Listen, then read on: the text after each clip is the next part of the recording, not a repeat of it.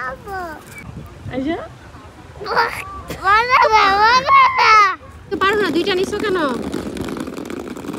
আসসালামু আলাইকুম সবাইকে, কি অবস্থা সবার, কেমন আছেন? আশা করছি সবাই ভালো আছেন। আলহামদুলিল্লাহ আমরাও ভালো আছি। চলে আসলাম একটা নতুন ব্লগ শুরু করার জন্য। আশা করছি ভালো লাগবে। স্কুল থেকে আয়েশাকে নিয়ে আসার পরে আয়েশা বায়না ধরেছে ওর ভাইকে নিয়ে বাসায় যাবে, কিন্তু এখনও হাদিদের স্কুল ছুটি হতে প্রায় 45 মিনিট সময় বাকি। সে তো তার ভাইকে ছাড়া কোনোভাবেই বাসায় যাবে না। পরে আর কি করার, হাদিদের স্কুলের সামনে এসে আমরা বসেছিলাম। তো ওদের স্কুলের ভিতরে অনেক সুন্দর একটা অলিভ গাছ আছে। তো প্রতি বছরই অনেক অলিভ হয় আর এগুলো ঝরে ঝরে পড়ে যায়। আর এই অলিভ গাছটা হচ্ছে ব্ল্যাক অলিভ।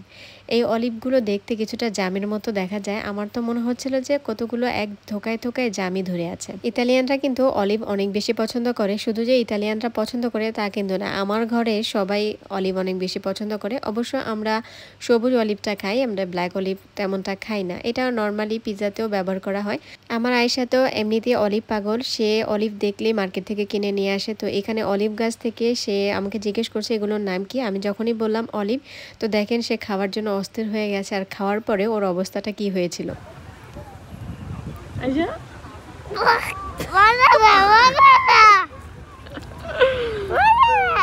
মজা না? আচ্ছা কেমন?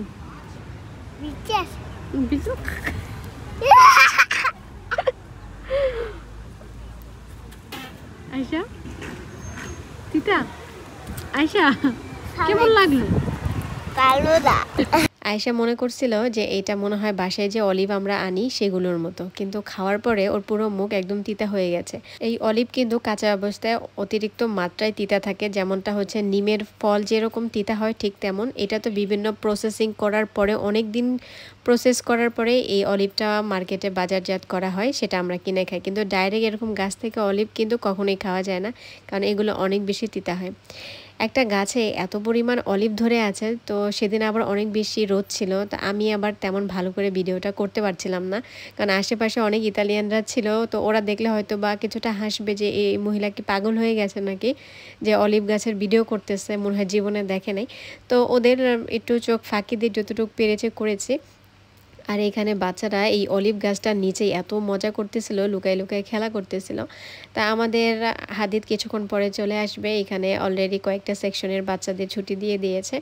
তো সেদিন অনেক বেশি গরম ছিল আর রোদও ছিল, আমরা সে কারণে অলিভ গাছের ছায়ার নিচে বসেছিলাম আমি আর আয়েশা। দেখতে পাচ্ছেন আকাশটা একদম পরিষ্কার, একদম নীল হয়ে আছে। তো সবার গার্জিয়ানরা চলে আসছে বাচ্চাদের নামার জন্য। আমিও এখানে বসে আছি আর এরকম সুন্দর প্রকৃতি উপভোগ করতেছি। কিছুক্ষণের পরে হাদিদও চলে আসবে, তখন আমরা বাসায় চলে যাব।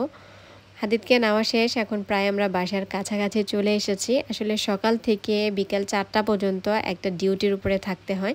সকালে বাচ্চাদের স্কুলে দিয়ে আসা, তারপরে আবার টাইম অনুযায়ী তাদেরকে নিয়ে আসা, কারণ আয়েশার স্কুল ছুটি হয় 3টা 45-এ আর হাদিদের স্কুল ছুটি হয় 4টা 30-এ। তো এরকম 40 মিনিট আমার বাহিরে ওয়েট করতে হয় ওদের জন্য। আয়েশা মোটে ওর ভাইকে ছাড়া বাসায় একা থাকতে চায় না। তো দেখতে পাচ্ছেন ভাইয়ের ব্যাগটা পর্যন্ত সে ক্যারি করছে যাতে ভাইয়ের কষ্ট না হয়। তো ভিডিও করতে করতে দেখলাম আমাদের পাশের বাসার একটা আন্টির বাসায় অনেক সুন্দর কিছু গোলাপ ফুল ফুটে আছে, সেই সাথে অনেকগুলো নতুন নতুন গাছ সে লাগিয়েছে। তা আমাদের বাসার সামনে সুন্দর একটা লেবু গাছ আছে। এই গাছটাকে আমি প্রতিদিনই দেখি, কিন্তু এখনও পর্যন্ত এই গাছটা থেকে একটা লেবু ছিঁড়ে আমি খেতে পারিনি। অবশ্য আমি ছিঁড়তে পারিনি, বাট আমার হাজব্যান্ড ছিঁড়ছে। গাছটা এত পরিমাণ উঁচু, মানে আমার দ্বারা সম্ভব না। তো এই তো আমরা কথা বলতে বলতে আমাদের বাসায় চলে এসেছি। আজকের ভিডিওটা আপনাদের কাছে কেমন লেগেছে জানাবেন। আমাদের প্রবাস জীবনটা এরকমই হয়, সকাল থেকে বিকেল পর্যন্ত, বিকেল থেকে রাত পর্যন্ত ডিউটি করতে হয়। তো আশা করছি ভালো লেগেছে আজকের ভিডিওটা। সবাই ভালো থাকবেন, সুস্থ থাকবেন। আল্লাহ হাফিজ, আসসালামু আলাইকুম সবাইকে।